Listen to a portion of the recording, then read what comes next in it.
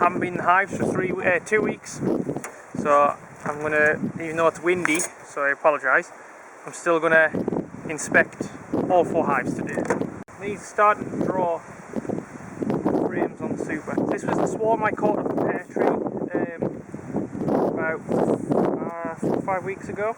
It was a good sized swarm, and I have seen the queen since, so I know there's a laying queen in here. Thanks. Wow, we've got capped honey. Hey, you've got capped brood. Oh, there's the queen. So, where's she gone? There she is. She's just running around the bottom of the frame there. She's gone to the other side. But we got capped brood, we got a queen.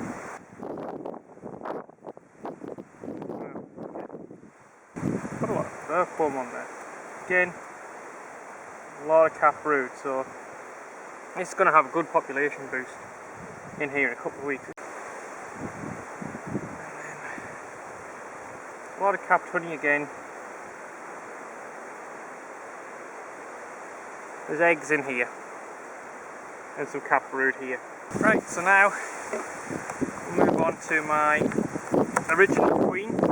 This area is a lot more sheltered from the wind, although I'm not sure about where the camera is. So earlier in the week, because they were doing not so well, I didn't have time to come and do a full inspection, but I have given them some feed. I've given them just a mild sugar syrup, just because these were struggling, so I'm concerned that these aren't going to survive winter, so I fed them just to help bulk them out. So they haven't even drawn the back 4 frames. However, they have been storing the sugar syrup in here for the past couple of days. I'm hoping as well that this will encourage the queen to start laying more, because they had such a small cluster and small patch of brood. Yeah, that's a bigger patch of brood than it was last week. We just had like a small section, not much bigger than sort of 4 fingers. They're starting to use the full frame now. They have stored a lot of this sugar syrup in here as well. It's got pollen.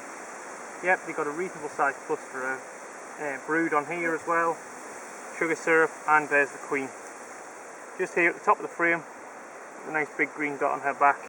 Sugar syrup seems to be helping. Seems to be helping encourage the queen to lay.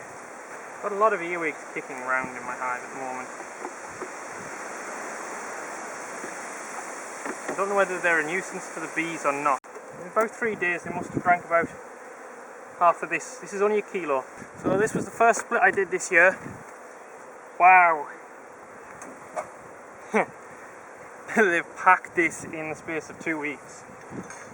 I knew there was a lot of brood to hatch.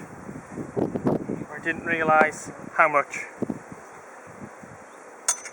These might need another super. They're starting to put capped honey in here. Excellent. Yeah, capping honey. This will be their winter feed anyway. I'm not going to be taking it off this hive unless they need another super. Then I'll consider it. Wow.